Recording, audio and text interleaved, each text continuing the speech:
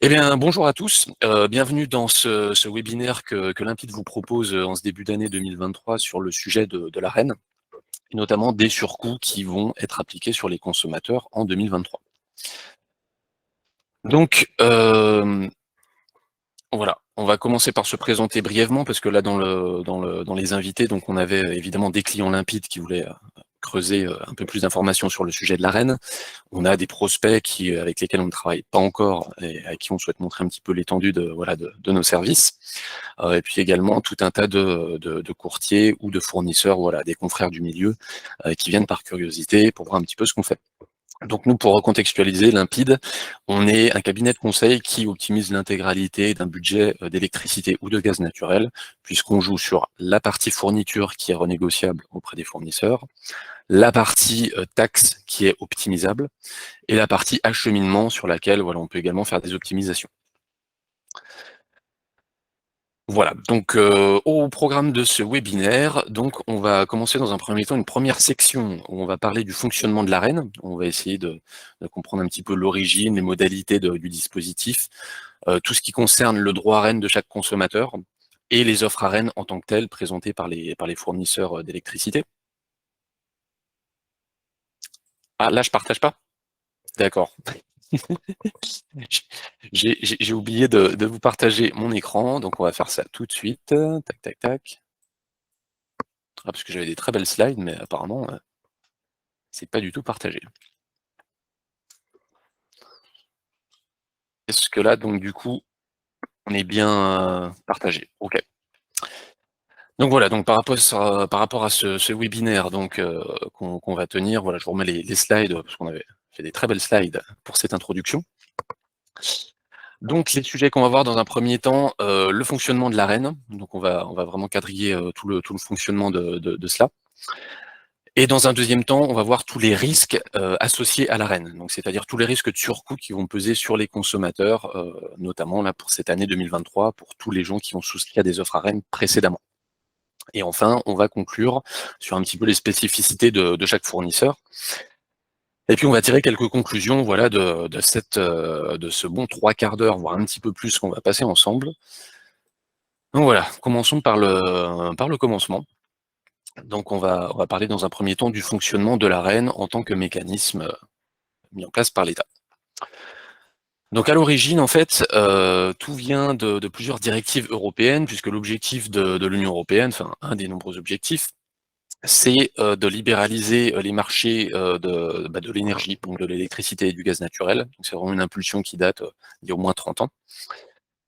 Et donc par rapport à toutes ces directives de l'Union européenne, les États membres doivent prendre des mesures pour aller dans ce sens. Donc voilà, chaque pays a entre guillemets des calendriers d'ouverture des marchés, et ensuite ils doivent dérouler le programme fixé par l'Union européenne.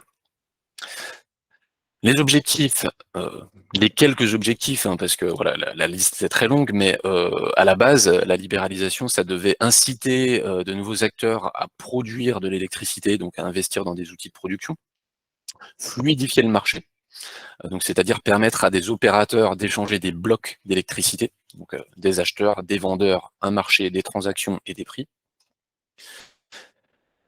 Proposer au consommateur final des offres qui reflètent les coûts réels d'approvisionnement.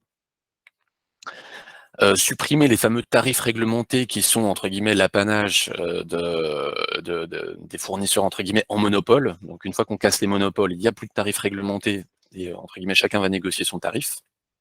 Et enfin, le point le plus important de l'Union européenne, comme dans toute directive, l'essentiel étant ce soit la concurrence à tous les niveaux. Donc voilà quels étaient les objectifs. Bon alors là, entre-temps, on a pris le Covid et la guerre en Ukraine. Si on devait noter sur 5, sur une note de 0 à 5, qu'est-ce qui a été accompli ou pas, ce serait pas Jojo. Parce qu'aujourd'hui, il y a très peu de fournisseurs alternatifs qui ont investi dans des outils de production. Le marché, bon là, depuis la crise, c'est absolument bloqué, il n'y a plus rien du tout de fluide. Les offres qui reflètent les coûts d'approvisionnement, alors là, avec la crise, il y a des fournisseurs qui mettent des niveaux de marge disproportionnés par rapport à leurs coûts d'approvisionnement. Les tarifs réglementés, ça c'est le seul point peut-être qui a bien été appliqué, c'est qu'aujourd'hui les tarifs réglementés n'existent plus pour les entreprises. Donc pas de bol, c'était la seule protection par rapport à la crise, mais bon, c'est un autre sujet. Et puis la concurrence, aujourd'hui on est sur un marché où il y a théoriquement 50 fournisseurs, et au final, quand nous on met en place des appels d'offres sur chaque profil, on va avoir des fournisseurs qui peuvent pas se positionner ou qui ne prennent plus de nouveaux clients, donc la concurrence aujourd'hui est très limitée. Donc bref, si on pourrait parler 1 heure de tous ces sujets-là, mais en tout cas, par rapport aux objectifs initiaux, c'est pas Jojo. Avançons, sinon on pourrait y passer la nuit. Très important dans l'histoire de la libéralisation des marchés, il y a la loi NOM. La loi NOM, c'est la nouvelle organisation du marché de l'électricité. Donc ça, c'est la France qui a mis en place cette loi pour justement suivre les directives européennes. Et c'est une loi qui date de décembre 2010 et qui a été mise en place en juillet 2021. Donc petit récap sur un petit peu le calendrier de la libéralisation des marchés. Donc en 99, c'est les très très gros consommateurs qui pouvaient, entre guillemets, avoir des offres autres que le fournisseur en monopole, donc plus de 100 gigawattheures par an. Donc là vraiment ça concernait un petit millier de clients en France. En 2004, c'est les entreprises et collectivités qui ont pu enfin mettre en concurrence les fournisseurs. Et en 2007, ce sont les particuliers qui avaient la possibilité, voilà, d'aller chez un fournisseur concurrent à EDF. Et le 31/12/2015, là par contre, c'est vraiment une obligation pour tous les consommateurs d'avoir quitté les fameux tarifs jaunes et verts, qui impliquaient voilà, le monopole d'État d'EDF. Donc depuis le 1er janvier 2016, chaque client doit être sur ce qu'on appelle une offre de marché. Donc il n'y a plus les fameux tarifs réglementés d'EDF qui peuvent s'appliquer à ces entreprises. Voilà, donc là c'est vraiment le moment clé, on va dire, dans la libéralisation d'un point de vue effectif. Voilà, donc on va faire un petit point sur l'état des lieux de l'ouverture à la concurrence. Donc aujourd'hui, donc là c'est des stats qui datent de mars 2022. Donc on a donc sur le graphique à gauche le nombre de sites répartis entre les tarifs réglementés chez le fournisseur historique, les offres de marché des fournisseurs historiques et les offres de marché des fournisseurs alternatifs. Donc vous voyez que sur le nombre de sites, on en a encore très peu qui sont sortis du monopole d'État, parce que tout simplement, c'est principalement les particuliers. Si on regarde la partie droite du graphique, ça va être plutôt les volumes. Donc là, les plus gros volumes, vu que c'est les entreprises, on voit que on a à peu près 44% de la consommation française qui est chez des fournisseurs alternatifs en offre de marché. Donc là, la libéralisation, entre guillemets, est bien avancée. Donc, petit récap sur les modalités du dispositif ARENH en tant que tel, maintenant qu'on a parlé un petit peu du contexte, on va dire, politique. Donc, le dispositif ARENH, il est en vigueur depuis 2012 et il est en vigueur théoriquement jusqu'en 2025. Donc là, il ne reste plus que quelques années avant la fin du dispositif et après, on ne sait pas s'il sera renouvelé, modifié, mais bon, c'est un autre sujet. En termes de prix, donc dans le cadre de l'ARENH, il y a un prix proposé par la CRE. Donc en fait, c'est EDF qui doit vendre une partie de son électricité à un prix régulé par la CRE aux fournisseurs alternatifs. Et ce prix, il est censé refléter les coûts de production du nucléaire d'EDF. Donc aujourd'hui, on est à 42 € par mégawattheure. Sachant que quand le dispositif a été créé, la première année, je crois qu'on était à 40 ou 41 € le mégawattheure, et depuis maintenant 10 ans, on est à 42 € le mégawattheure.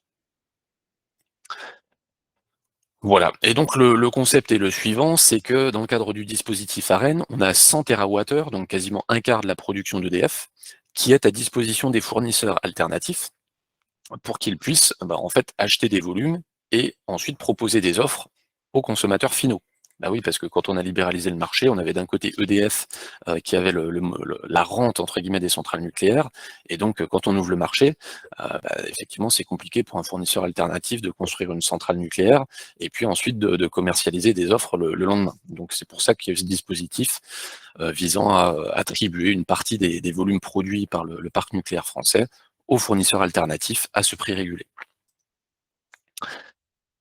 Très important dans le cadre du dispositif, c'est ce qu'on appelle le guichet ARENH. Donc en fait, le guichet ARENH, il est tenu par la CRE, donc la Commission de régulation de l'énergie, et en fait, tous les ans, les fournisseurs alternatifs, ils vont présenter leur demande d'ARENH à la CRE. Donc bonjour monsieur ou madame la CRE, j'ai tant de gigawattheures ou de térawattheures à demander dans le cadre du dispositif ARENH, et donc voilà, c'est quelque chose de très académique, très officiel. Donc ça se tient tous les ans en fin d'année pour attribuer les volumes d'AREN qui seront livrés sur l'année civile qui vient. Donc voilà, donc cette année, on a eu le guichet AREN en novembre 2022 pour attribuer les volumes d'AREN sur l'année de livraison 2023, donc du 1er janvier au 31 décembre 2023.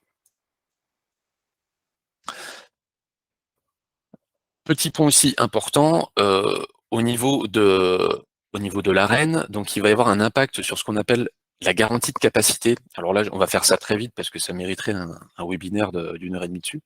La capacité, c'est un coût à poser sur les consommations pendant les heures de pointe de tous les consommateurs. Je fais bref, parce que sinon ce serait trop long. Quand vous achetez, quand un fournisseur alternatif prend un volume d'AREN, il y a automatiquement des garanties de capacité qui sont intégrées. Donc pour 1 mégawatt de puissance électrique livrée sur une année globale, il y a 1 mégawatt de garantie de capacité inclus.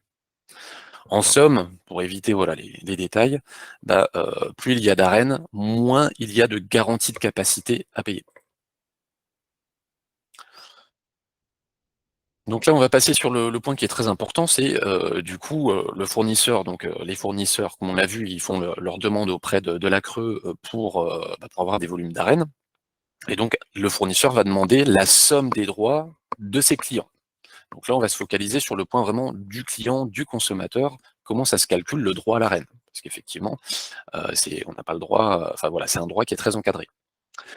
Donc le droit AREN d'un consommateur, il va dépendre de la puissance moyenne atteinte par le compteur d'électricité pendant ce qu'on appelle les heures AREN.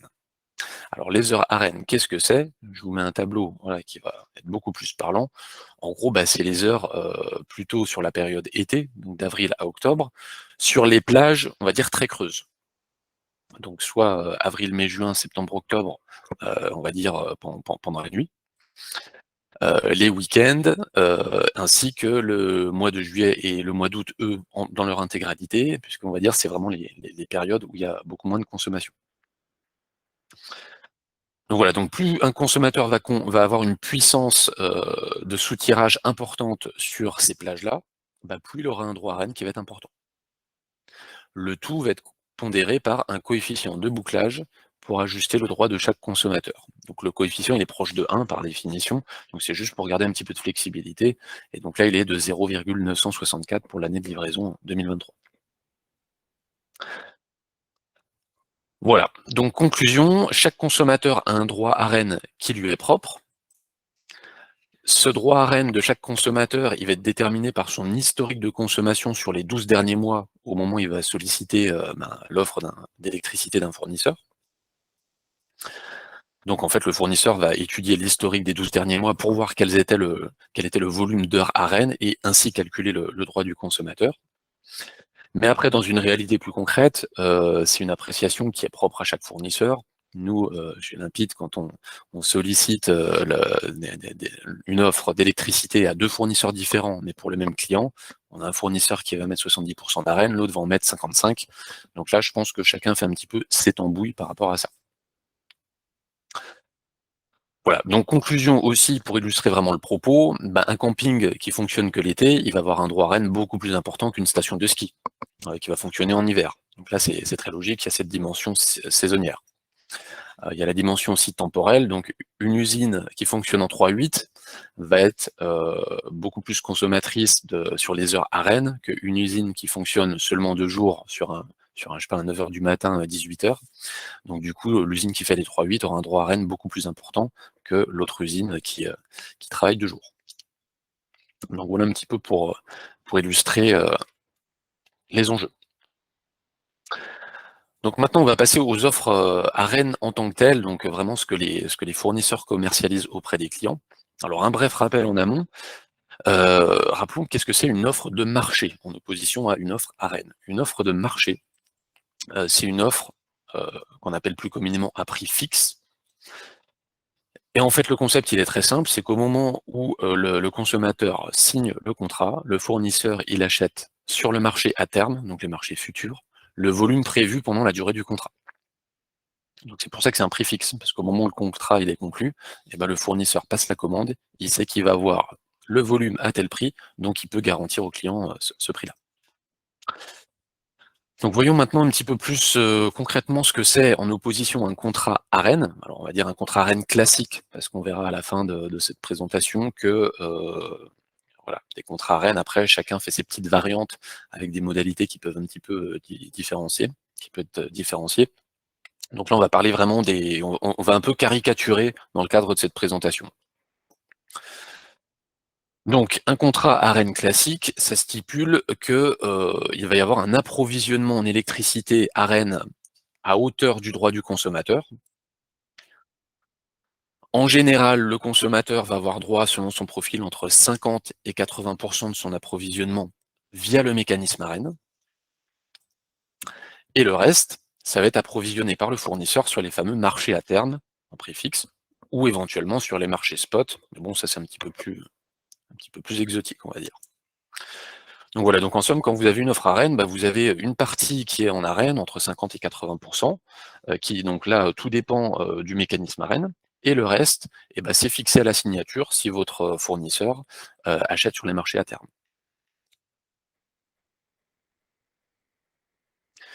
Donc voilà, dans le cadre de cette présentation, là, on va faire beaucoup d'exemples concrets entre une entreprise 1 qui aura, on va dire de façon théorique, un droit à 50% d'AREN.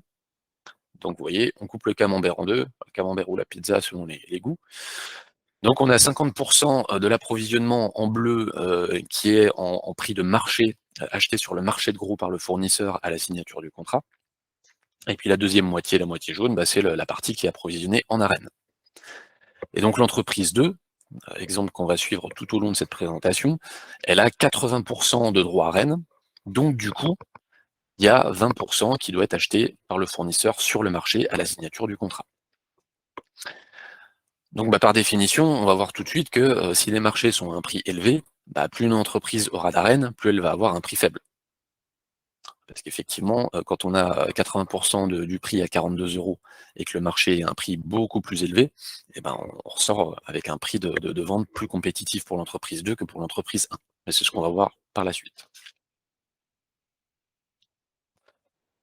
Donc là, dans cet exemple, on va raisonner un petit peu plus du côté fournisseur. Donc on va regarder, parce que en fait, n'oublions pas que le consommateur final, bah, comment ça fonctionne pour lui? Le fournisseur a ses coûts d'approvisionnement, il rajoute ses coûts de commercialisation, et donc du coup, il a un prix de vente pour le consommateur final. Donc là, pour un petit peu simplifier, on va vraiment regarder côté fournisseur, comment il va gérer l'approvisionnement, et comment il va faire, entre guillemets, sa popote entre la partie arène et la partie marché. Donc là, dans ce premier exemple, on va partir du principe que le marché, il est à 50 € par mégawattheure, et que l'arène est toujours à 42 € par mégawattheure. Donc on a toujours notre entreprise 1 avec 50% d'arène, notre entreprise 2 avec 80% d'arène. Donc pour le fournisseur qui va fournir l'entreprise 1, en fait il va acheter 50% du volume à 50 €, donc en marché, et 50% du volume à 42 €, le mécanisme arène. Soit un coût moyen pondéré pour le fournisseur de 46 €. On va faire ce même calcul pour l'entreprise 2. Donc l'entreprise 2, elle va avoir seulement 20% acheté sur le marché à 50 € et 80% acheté à 42 € via le mécanisme AREN. Donc là, le coût moyen pondéré, il est de 43,60 €, donc il est beaucoup plus faible pour l'entreprise 2 que pour l'entreprise 1. Logique, comme on le disait précédemment, plus on a d'AREN, plus on va tirer le prix vers le bas. Là, c'est un exemple assez, j'allais dire, du monde d'avant, puisque là on parle d'un marché à 50 € par mégawattheure. Là, on va prendre un exemple un petit peu plus violent ou un petit peu plus terre à terre. On va partir du principe que le marché, il est à 400 €. Donc on a toujours notre entreprise 1 avec 50% d'AREN et notre entreprise 2 avec 80% d'AREN. Donc là, le calcul, eh ben, il va être le suivant. Donc l'entreprise 1, il y a toujours 50% du volume acheté à 400 € sur le marché et 50% acheté via le mécanisme AREN à 42 €, ce qui fait un coût moyen pondéré de 221 € par mégawattheure.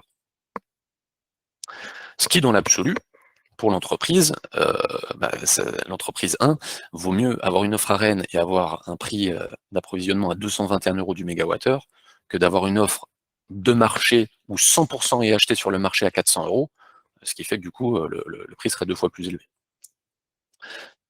Donc voilà, l'entreprise 1 qui a 50% d'AREN se retrouve avec un coût moyen pondéré d'approvisionnement pour le fournisseur à 221 €. Et pour l'entreprise 2, on va regarder ce que ça fait. Donc on a les 20% achetés à 400 € et toujours les 80% d'AREN, donc à 42 €. Donc ça va nous faire un coût moyen pondéré de 113,60 € par mégawattheure. Donc la conclusion de ça, c'est que plus le marché en fait, il va être à un niveau élevé, bah, plus le fait d'avoir de l'AREN en quantité importante dans son approvisionnement, ça va permettre de tirer le prix vers le bas. Donc là, vous voyez, on passe quasiment du simple au double entre l'entreprise 1 et 2, entre le fait d'avoir 50 ou 80% d'AREN dans son approvisionnement. Donc c'est assez colossal entre guillemets comme différence. Sachant que si on prend une entreprise qui consomme 1000 mégawattheures par an, bah, vous voyez que l'écart il est vraiment très très important en termes de budget. Voilà, donc à première vue, quand on a plus d'AREN, bah, ça permet d'avoir plus de compétitivité sur le prix. Et donc effectivement, quand le fournisseur gère son approvisionnement avec beaucoup d'AREN à un niveau beaucoup plus faible en termes de prix, bah, il va proposer un prix de vente beaucoup plus compétitif aux clients, hein, donc ça me paraît assez évident. Mais par contre, plus on a d'AREN, plus on va être exposé à des risques de surcoût. Et c'est ce qu'on va voir par la suite. Donc en gros, on va gâcher un petit peu le suspense dès maintenant. Les risques, il y en a deux. C'est premièrement le risque que la CRE, donc la Commission de régulation de l'énergie, revalorise le montant de l'AREN. Et le risque numéro 2, ça va être le risque d'écrêtement. Alors peut-être qu'il y en a qui connaissent déjà ce mot un petit peu savant. Et pour ceux qui ne le connaissent pas encore, on va garder un petit peu de suspense pour dévoiler qu'est-ce qu'il y a derrière ce concept un petit peu barbare. Voilà, donc là on va entamer cette partie 2. On va parler des risques liés à l'arène. Donc voilà, partie 1, l'arène c'est super, il y a des bénéfices. Partie 2, attention, il y a des risques qu'il convient de maîtriser. Alors le premier risque qu'on va étudier, c'est le risque de revalorisation du prix de l'arène. Petit rappel, comme on l'a dit précisément, le prix de l'AREN, il est fixé par les pouvoirs publics, par la CRE, donc la Commission de régulation de l'énergie, dont le président est nommé directement par le président de la République. Donc bon, en termes d'indépendance, bon, n'en parlons pas, c'est un autre sujet. Et donc aujourd'hui, bah, c'est Madame Emmanuelle Wargon qui est la présidente de la CRE, la Commission de régulation de l'énergie, donc qui était avant, qui travaillait chez Danone, qui ensuite a été ministre en charge du logement, donc voilà, une grande spécialiste de l'électricité qui a été nommée à ce poste. Voilà, et puis le précédent, je pense que peut-être certains en ont entendu parler, c'est monsieur Jean-François Carenco, et qui du coup a quitté la CRE pour laisser sa place à Madame Wargon. Et désormais, monsieur Carenco, pardon, excusez-moi, c'est pas volontaire, est ministre délégué aux Outre-mer. Donc vous voyez que, bon, on met des gens, je ne sais pas en quelle mesure ils sont spécialistes de l'énergie quand ils sont à la tête de la CRE, mais bon, partons du principe qu'on a des hauts fonctionnaires brillants. Donc c'est la CRE qui va fixer tout ça. Donc très concrètement, hein, c'est le pouvoir politique hein, qui va mettre en place, j'allais dire son petit président de la CRE pour ensuite faire ce qu'il veut dans la foulée. Donc ce prix, vu qu'il est déterminé par les pouvoirs publics, par définition, il peut évoluer à tout moment sur simple décision. Alors attention, si la CRE aujourd'hui disait on va revoir le prix de l'AREN et on va mettre en place une augmentation, on va passer de 42 à 50, je vous dis une bêtise, ça ne peut pas s'appliquer demain. Logiquement, on s'attendrait à ce que si on a une décision aujourd'hui, ça prenne effet au 1er janvier de l'année suivante.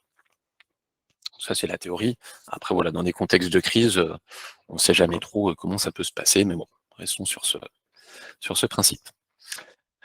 Donc, qu'est-ce qui va se passer si la CRE revalorise le prix, le montant de l'AREN?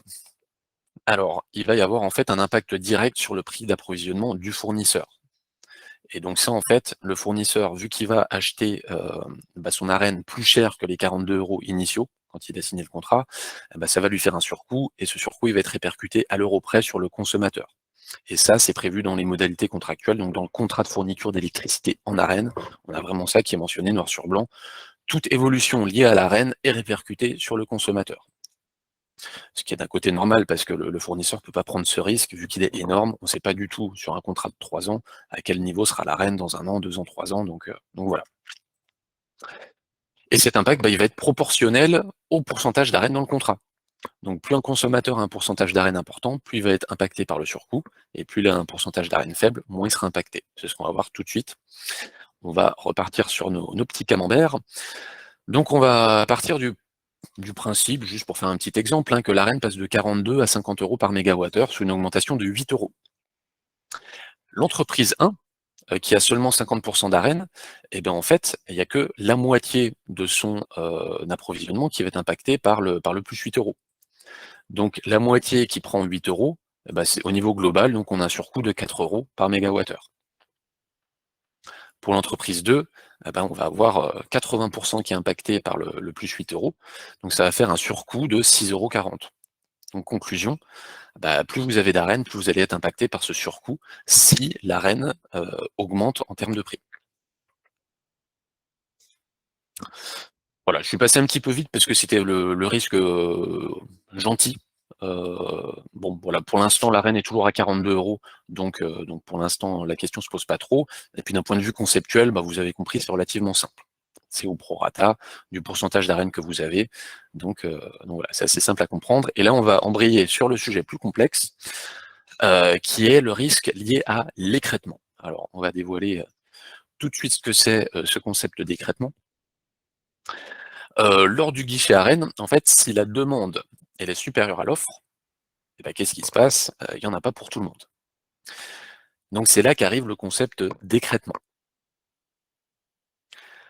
Donc en fait, l'écrêtement, c'est le fait qu'il n'y en ait pas assez pour tout le monde et qu'il y a une partie du volume demandé en Arenh qui ne va pas pouvoir être satisfait faute de volume d'Arenh suffisant. Sachant qu'encore une fois, le volume disponible, il a été fixé à 100 TWh. Encore une fois, c'est la creux qui décide le volume, donc potentiellement, ça pourrait augmenter dans les années qui viennent. Donc dans ce cas-là, s'il y a ce qu'on appelle l'écrêtement, l'État il va attribuer les volumes disponibles au prorata des demandes. Alors on va prendre l'exemple très simple pour l'année civile 2023. Donc on a eu le guichet Arenh qui s'est tenu en novembre 2022 pour annoncer les attributions d'Arenh pour 2023. Et donc le résultat est le suivant. Donc on a toujours la creux qui donne 100 TWh d'Arenh. Et en parallèle, les fournisseurs alternatifs ont formulé une demande de 148,30 TWh. Petit parallèle, on a vu ça au tout début. Les fournisseurs alternatifs représentent 187 TWh de la consommation nationale. Donc vous voyez, ça fait sens. Les fournisseurs alternatifs, plus ils commercialisent de TWh d'électricité, plus ils vont demander d'électricité auprès de la CRE et d'EDF. Donc pour en revenir à nos moutons, quand on a 100 unités de disponibles et qu'on a une demande de 148,30, et du coup, il y a un petit problème.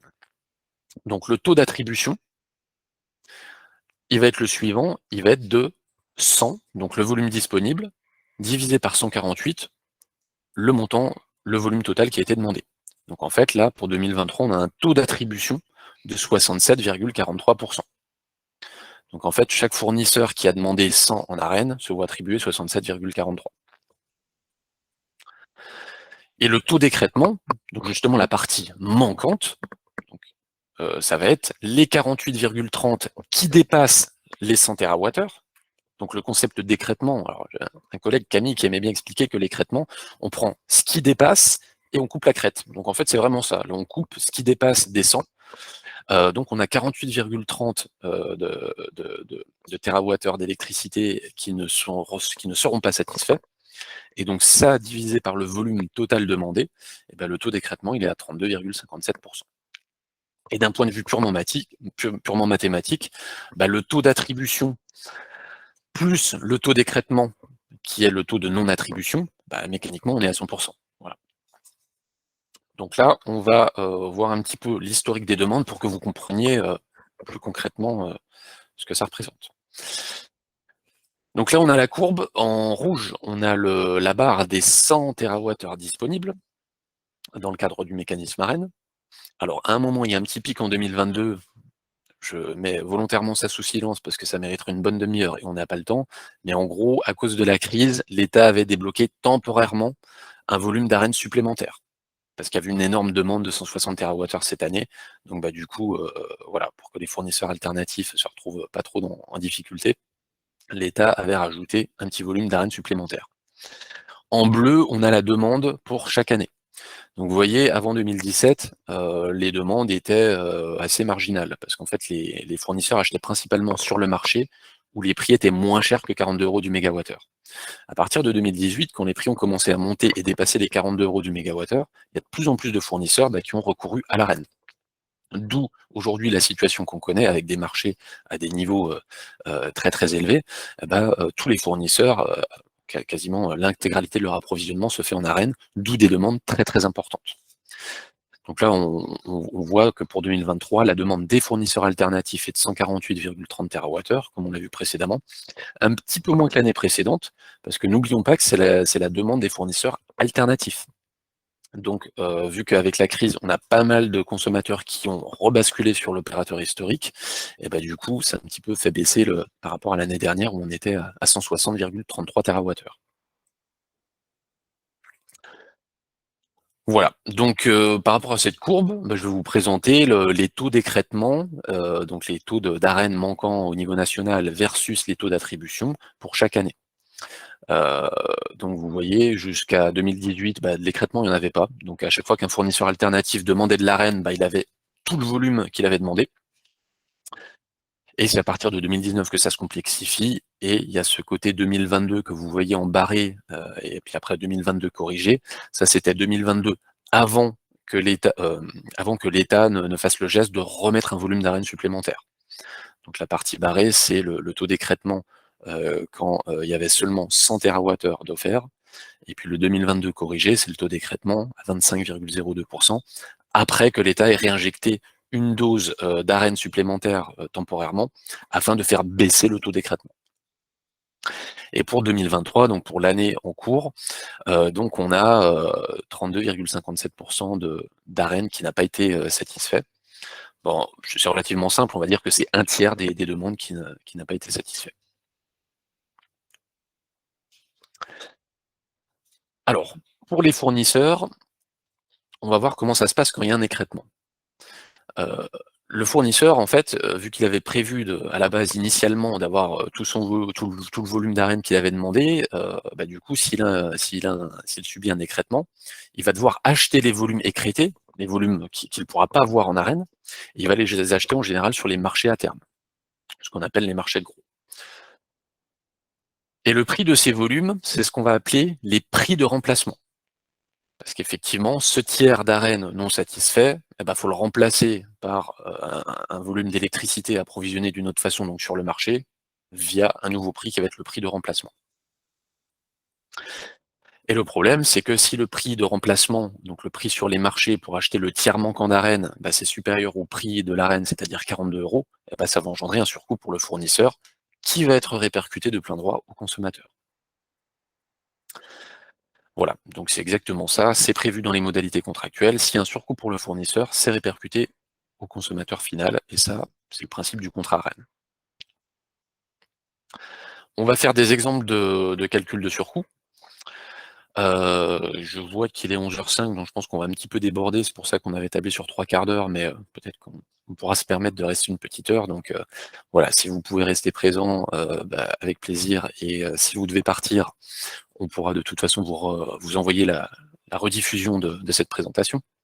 Donc là, on va parler un petit peu mathématiques. Donc j'espère que vous aimez ça et que vous êtes tous bien réveillés à 11h05 pour qu'on puisse entamer cette partie un peu calcul. Donc on va prendre toujours notre exemple, l'entreprise 1 qui a 50% d'AREN, l'entreprise 2 qui a 80% d'AREN. Donc ça, c'est la situation théorique au moment où ils signent le contrat. Donc dans le meilleur des mondes, on a 80% d'AREN et on a 50% d'AREN pour les deux entreprises. On va prendre l'hypothèse de 2023, c'est qu'on a un taux d'écrêtement de 32,57%, donc quasiment le tiers d'AREN manquant. Et puis on va vraiment remettre dans le contexte, là on parle de l'approvisionnement côté fournisseur. C'est pour ça quand j'ai des clients qui me disent « Ah bah oui, moi je fais mes calculs, donc moi je devrais avoir X% à 42 puis X% marché ». Oui, mais à un moment le fournisseur il a des coûts de commercialisation, donc voilà, faut pas oublier ça non plus. Mais là, on simplifie les choses pour que ce soit audible. Donc, L'entreprise 1 qui avait 50% d'arène, donc vous voyez le camembert jaune, avant écrêtement, on devait avoir 50%, et après écrêtement, eh bien, on n'a que 2/3 du camembert jaune qui reste en jaune, et la part du camembert en bleu foncé, le 16,28%, donc ça c'est le volume écrété. Donc en fait, c'est les 32,57% de 50% qui étaient prévus initialement, que le fournisseur va devoir acheter via des volumes de remplacement. Et donc pour l'entreprise 2 qui avait droit à 80% d'arène, et donc qui a signé un contrat où quand on signe, normalement, on se dit il va y avoir 80% d'arène, en fait, après l'écrêtement, eh bien, on va avoir le camembert bleu foncé, donc 32,57% des 80% d'arène qui étaient censés être approvisionnés vont manquer. Et donc ça va faire 26,06%, le camembert bleu, que le fournisseur va devoir acheter sur le marché. Et donc là, c'est bien parce qu'avec les camemberts, vous voyez ce côté visuel, entre avant écrêtement et après écrêtement, vous voyez que le camembert jaune a été amputé d'un tiers.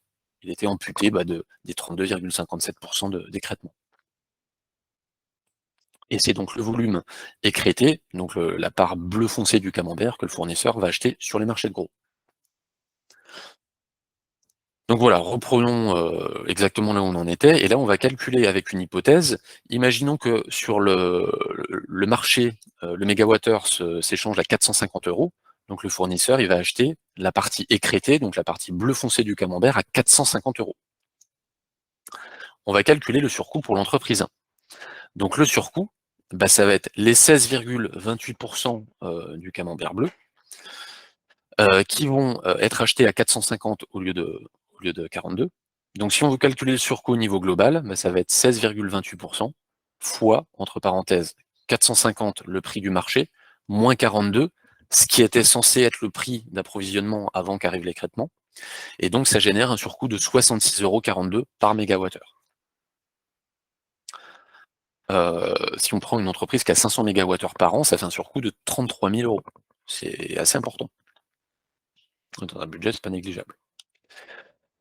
Pour l'entreprise 2, le surcoût, donc on a vu qu'on a 26,06% du volume global qui va passer de 42 à 450, le surcoût global, ça va être 26,06% fois 408 €, donc l'écart entre le prix du remplacement à 450 et le prix de l'arène à 42. Et donc là, vous voyez que le surcoût il est colossal, 106,32 € par mégawattheure. Donc là, si une entreprise consomme 500 mégawattheures par an, le surcoût il est de 53 000 €.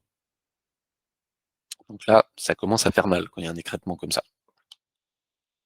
Et donc, aussi, on revient sur l'éternelle conclusion, mais plus d'arène, plus de risques.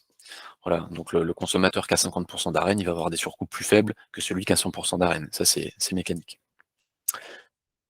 Donc ensuite, il y a tout un sujet sur le rachat des volumes écrétés.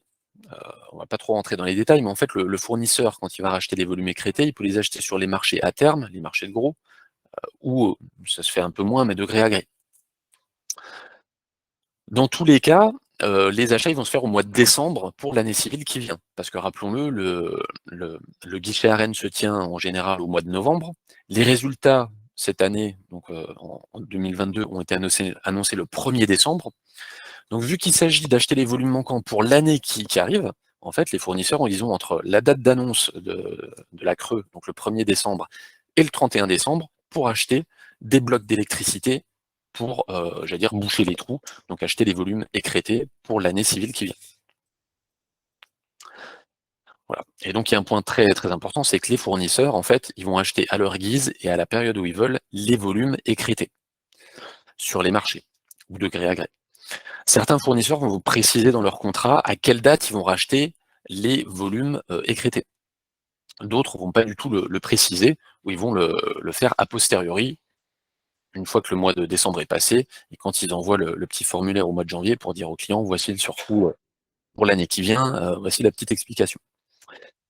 Et le fait que les fournisseurs puissent acheter les volumes écrétés quand ils le veulent entre le 1er et le 31 décembre, ça va être un sujet... Ah oui, oulala, j'ai oublié l'essentiel. Pas l'essentiel. Les fournisseurs, ils peuvent prendre une marge dans la transaction. Donc c'est soit des euros par mégawattheure, soit un pourcentage du prix de remplacement. Parce qu'en fait, effectivement, quand il y a écrêtement, le fournisseur, il doit, entre guillemets, lancer des démarches. Son service achat doit acheter des volumes sur le marché. Il y a des coûts d'entrée sur le marché, des coûts de transaction. Donc, du coup, voilà, le fait qu'il y ait cet imprévu avec l'écrêtement, ça engendre des surcoûts pour le fournisseur en termes de manœuvre. Voilà. Et donc, on va passer à la slide suivante où on va voir un petit peu les conditions d'un rachat précisées dans les contrats. Alors là, je vais vous laisser lire, mais ça, je crois que c'était un contrat EDF. Donc en fait, ils expliquent très clairement dans le contrat. Je vous laisse peut-être lire 30 secondes ce joyeux charabia pendant que je prends une petite gorgée de thé.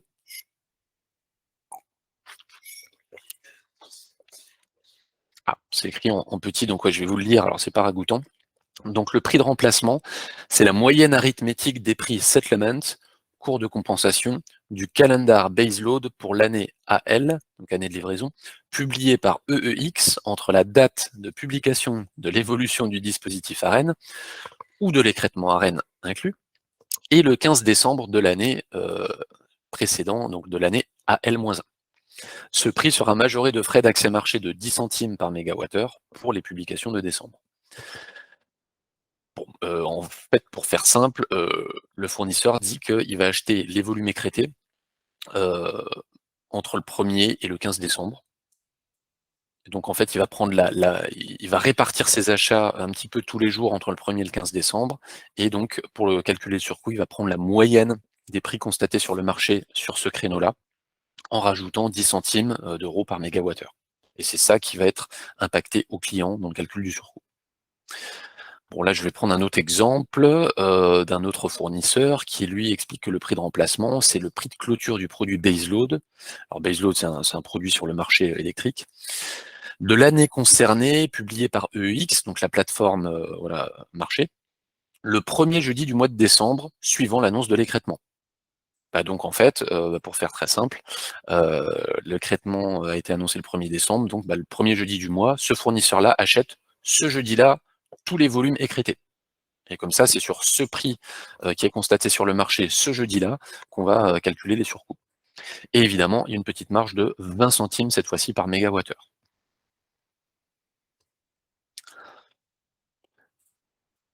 Donc voilà un petit peu ce que ça donne les prix au mois de décembre 2022 pour racheter les volumes écrêtés pour la livraison 2023. Donc là, vous voyez que par définition, on est sur un marché avec des prix qui montent, qui baissent. Donc voilà, il y a les fournisseurs qui auront acheté le premier jour de décembre, donc le 1er décembre, donc eux, ils auront acheté des quantités de remplacement à autour des 450 euros.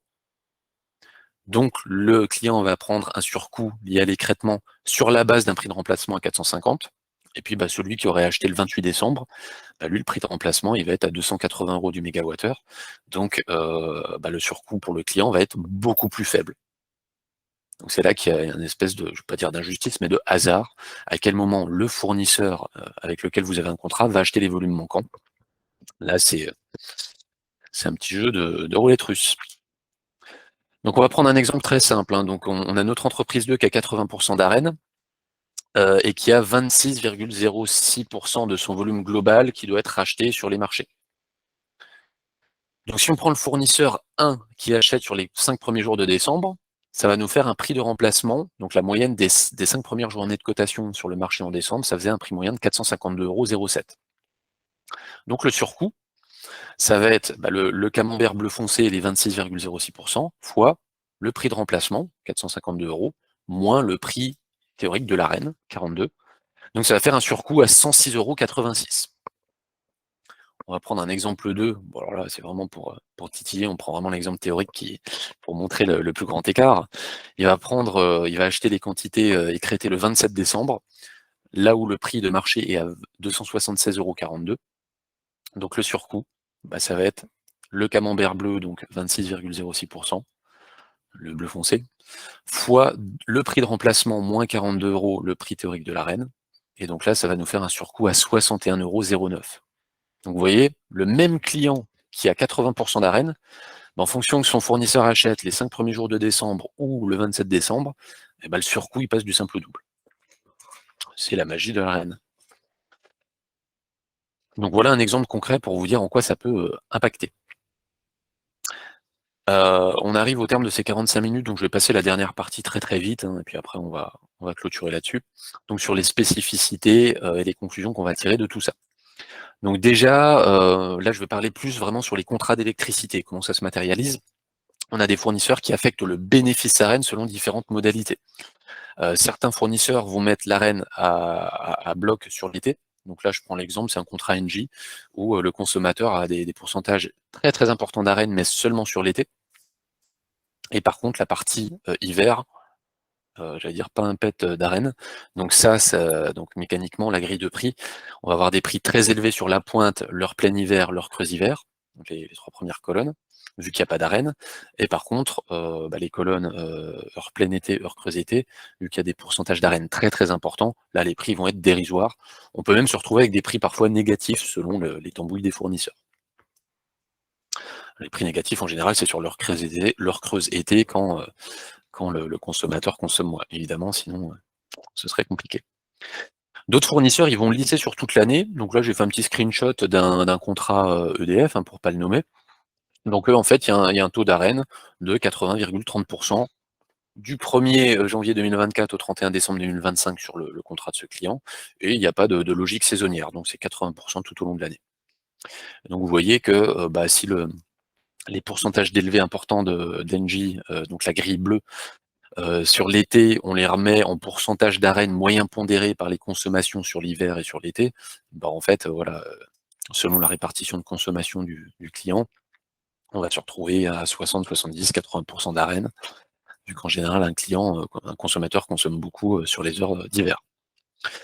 Et puis aussi, très bon exemple avec cette première grille bleue d'Engie, c'est que les pourcentages d'AREN peuvent évoluer par année.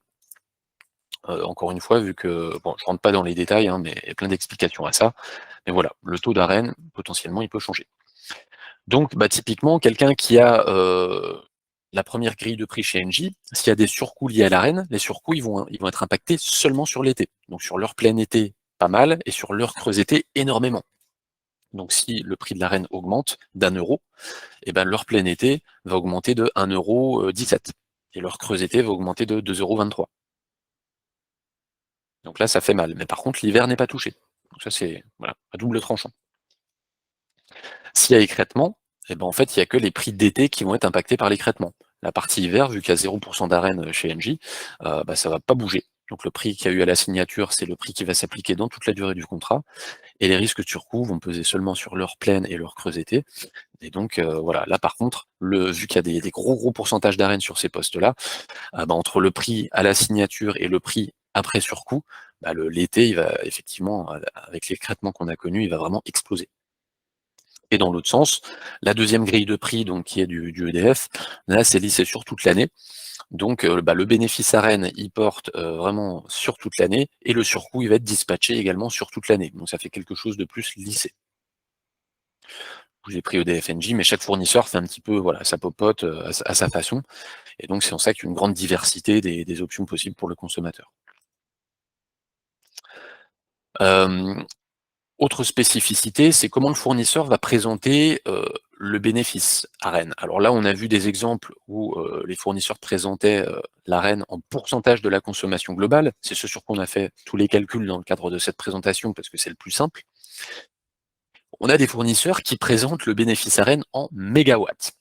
Alors mégawatts, on parle de puissance. À ne pas confondre avec les mégawatts-heure, les consommations. Donc voilà un exemple. Alors là, c'est une entreprise Plovan, je pense que ça doit être le site en Bretagne, hein, vu le nom. Donc en fait, ce site, il va avoir droit à une puissance AREN de 0,11 MW, donc en somme de 110 kW. Et je vais vous montrer une courbe de charge pour illustrer le propos. Alors la courbe de charge, c'est la puissance atteinte par un compteur tout au long de l'année. Alors là, j'ai pas mis l'année entière, parce que sinon il m'aurait fallu à peu près 32 écrans. Mais là, j'ai pris une courbe de charge sur 1, 2, 3, 4, 5, 6, 7, 8 semaines. Vous voyez, à chaque fois, le creux de la vague, c'est le week-end. Donc on a des blocs de plusieurs semaines. Et donc, si on prend la présentation du fournisseur tel qu'on l'a mentionné précédemment, donc un droit AREN de 110 kW de puissance, c'est la courbe rouge. Donc ça veut dire qu'en fait, toute consommation, quand le compteur il est en dessous d'un soutirage de 110 kW, et ben ça se fait en arène. Et dès lors que le compteur va soutirer plus de 110 kW de puissance, à ce moment-là, les consommations qui en résultent seront facturées sur la base du prix du marché. Bon, je rentre pas trop dans les détails parce que là, ça mériterait pareil une bonne demi-heure d'explication entre la courbe de charge, les puissances versus les consommations, sachant qu'une consommation n'est qu'une puissance dans le temps. Mais bon, je rentre pas dans les détails. Mais voilà comment illustrer, comment certains fournisseurs illustrent le bénéfice AREN, le droit AREN du client en puissance, en kilowatts ou en mégawatts. Voilà. Et enfin, pour clôturer sur les spécificités, et là j'ai fait court, hein, parce que les spécificités, oh là là, nous on passe notre vie à étudier ça, donc bon, c'est pas très ragoûtant, mais on pourrait passer à peu près une journée entière là-dessus. D'un point de vue contractuel, on va avoir plusieurs variantes. Donc il y a l'offre classique AREN où le contrat va dire tout surcoût lié à l'AREN va être répercuté à l'euro près au client final. Mais après, on a des fournisseurs qui vont faire des espèces de tambouilles. En fait, ils vont présenter un prix qui est garanti qui intègre de l'AREN et qui est garanti pour le client, donc pas de risque d'augmentation du prix en cas d'écrêtement. Mais du coup, vu que c'est le fournisseur qui porte sur sa pomme le risque d'écrêtement, bah, du coup, le prix qui en résulte va être moins compétitif. Parce que lui, le fournisseur, il sait qu'il y a un risque. Donc, il sait il table que l'année prochaine, il va y avoir 30, 35 ou 40% d'écrêtement. Donc, en fait, il intègre au préalable cette donnée-là pour sortir un contrat à son client qui intègre de l'AREN sans que le client ne subisse le risque de surcoût lié à l'écrêtement. En revanche, dans ce type de contrat, si la CRE, donc la Commission de régulation de l'énergie, augmente le prix de l'AREN, ça c'est impacté de fait, parce qu'effectivement, bah, le fournisseur il va faire des paris pour anticiper les futurs taux d'écrêtement, mais après, le prix de l'AREN en tant que tel, à 42 € et à combien il passe, ça, vu que c'est une décision politique, entre guillemets, le fournisseur ne joue pas avec ça. Voilà. Autre point aussi, il est possible de coupler dans un contrat des périodes, donc des années de livraison en arène et d'autres en 100% marché, donc 100% prix fixe. Voilà, donc si par exemple vous voulez prendre de l'arène à court terme, parce que bah voilà, vous savez que le mécanisme se termine en 2025, donc éventuellement vous signez aujourd'hui votre année 2024 en arène, et 2025, vu que vous savez pas ce qui se passe sur l'arène, et bah vous dites, ah bah tiens, dans mon contrat, je mets 2025 et 2026 en marché. Comme ça au moins c'est fixé, et vous avez l'arène que sur votre première année de contrat. Donc voilà, il y a vraiment beaucoup de choses qui sont possibles. Et encore une fois, la liste n'est pas exhaustive parce que voilà, tout dépend du consommateur, de son profil de consommation, de chaque fournisseur, qu'est-ce qu'il peut faire ou pas. Donc voilà, c'est vraiment très, très exhaustif. Donc on va conclure, il est 11h24, on va conclure. Bah oui, on a 6 minutes pour conclure et comme ça on aura fait 1 heure. Donc la conclusion, c'est que l'AREN, c'est un mécanisme formidable qui permet de rendre le prix de fourniture d'électricité beaucoup plus compétitif. Mais par contre, il faut être extrêmement conscient des surcoûts qui peuvent s'appliquer. Donc, premier risque, si la creux remonte le prix de l'AREN, et deuxièmement, s'il y a écrêtement. Plus un consommateur a d'AREN, plus son prix est compétitif, comme on l'a dit, mais par contre, plus vous allez être exposé aux surcoûts. Donc, quand vous avez deux fournisseurs qui vous présentent un prix relativement similaire, mais avec un fournisseur qui met un petit peu d'AREN et un fournisseur qui met beaucoup d'AREN, ben, si les deux fournisseurs proposent le même prix, autant prendre celui qui met le moins d'AREN. Ça veut dire que vous allez être moins impacté par les surcoûts. Et donc après, bah, c'est toujours là que se fait le jugement compliqué du consommateur. Est-ce que je préfère, au moment où je signe, prendre le fournisseur qui est 10% moins cher, mais qui a 15% d'arène de plus, en fonction de ce qui va se passer sur les surcoûts, Dieu seul sait ce que ça va donner l'année prochaine. Donc là, nous, chez Limpide, on a tout un tas d'outils pour simuler tout ça. Donc voilà, on peut en discuter si vous nous sollicitez. Voilà, donc aujourd'hui le principal risque, c'est le risque d'écrêtement, hein, parce que si la creux passe l'arène de 42 à 50 €, bon bah vous voyez, ça fait un surcoût de 8 €, vu ce qui se passe sur les marchés, où le marché explose totalement, avec un risque d'écrêtement qui fait que les surcoûts sont autour de 70, 80, 90, 100 € par mégawattheure pour l'année 2023. Quand bien même il y aurait une augmentation du prix de l'arène et qui impacterait les clients de 5-6 € du mégawattheure de plus, c'est marginal. Donc le gros du sujet, c'est le risque d'écrêtement. Et donc, on va faire une petite synthèse, hein, voilà, pour le jour où vous négociez des offres à Rennes, bah, vous compreniez un petit peu comment faire vos supputations, vos calculs, vos projections. Le surcoût lié à l'écrêtement, il va dépendre de plusieurs paramètres. Il va dépendre de votre droit à Rennes. Il va dépendre du volume d'arène mis à disposition par la Creux. Donc là, les 100 TWh qui peut-être pourraient être rehaussés. Ça va dépendre de la demande d'arène au niveau national. Donc voilà, en fonction du volume d'arène disponible et de la demande d'arène, va être calculé le taux d'écrêtement pour chaque année. Le prix sur le marché de gros au mois de décembre, quand les fournisseurs achètent les volumes écrétés. Là, vous voyez, si vous me demandez, moi, à quel prix va être le marché en décembre 2023, là, on est en janvier, on n'a pas la boule de cristal. Il va y avoir aussi le facteur de la stratégie d'achat du fournisseur, à quelle date il va acheter les volumes écrétés sur le marché. Et le prix de l'arène fixé par les pouvoirs publics, comme on l'a dit, bah voilà, c'est le risque le moins important, et donc ça, c'est un petit peu marginal. Voilà, donc je vais faire un petit tour maintenant sur notre site internet pour vous montrer un petit peu les outils qu'on a mis à disposition. Est-ce que vous pouvez me confirmer, par exemple, JC, que je suis bien là, je partage bien mon écran? Ok, bon, super. Donc voilà, là on a tous nos articles. Alors déjà, on a des articles très bien faits sur qu'est-ce que l'arène. Alors je vais vous retrouver ça tout de suite. Voilà, les offres arène. On va regarder ça. Et puis, notre article de début janvier, estimer les surcoûts pour 2023. Je reconnais cet article avec le petit cochon bleu. Donc voilà, donc l'article sur les offres à Rennes, donc on a une vraie explication, voilà, qui reprend un petit peu tout ce qu'on a dit aujourd'hui, avec voilà tout un tas de petits modules qui permettent de simuler, en fonction du prix que du pourcentage d'arène que vous avez dans votre offre, quel va être le surcoût si la Creux augmente le prix de l'arène. Donc vous voyez, on peut faire des simulations, hop, on peut modifier tout ça, et puis on a des résultats qui s'affichent automatiquement. Donc voilà, pour reprendre un petit peu les calculs. Et puis là, on a un petit module qui permet exactement sur les mêmes camemberts sur lesquels on a bossé, de faire des simulations. Donc là, je prends c'est ce que j'avais pris pour notre étude, hein. Donc une entreprise qui a 50% d'arène, une autre qui a 80% d'arène. Et donc vous voyez que les camemberts se redécomposent automatiquement. Ah oui, non, pardon, là c'est le pourcentage d'écrêtement. Là j'ai mis 80%, donc vous voyez le camembert bleu foncé est très, très important. Donc voilà, on a vraiment tous ces petits outils qui permettent d'avoir une vision un peu plus interactive et puis de mieux comprendre. Et puis surtout, point très important pour les consommateurs qui ont de l'arène, on a cet article voilà, où vous pouvez rentrer votre pourcentage d'arène. Donc là, je ne sais pas si vous avez 66,87%. Le pourcentage d'écrêtement, c'est à 32,57 pour cette année. Donc en fait, ça va automatiquement recalculer votre structure d'approvisionnement pour que vous puissiez recalculer votre part écrêtée, votre taux d'écrêtement. Et très important, on a ce petit module qui permet de voir quel est le prix moyen auquel votre fournisseur a acheté sur le marché en fonction des dates auxquelles il a acheté. Donc là, en fait, les dates, ça se met en rose sous la courbe, et puis ça vous calcule automatiquement le prix de remplacement que votre fournisseur a eu en fonction des dates auxquelles il a acheté.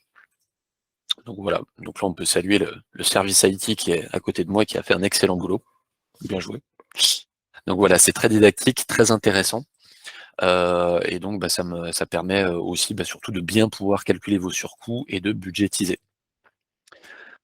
Et en fait, ça c'est le dernier point, on cumule les deux, donc on reprend le pourcentage d'arène que vous avez mis dans votre offre, les dates auxquelles votre fournisseur a acheté, et ça calcule automatiquement votre surcoût pour l'année 2023.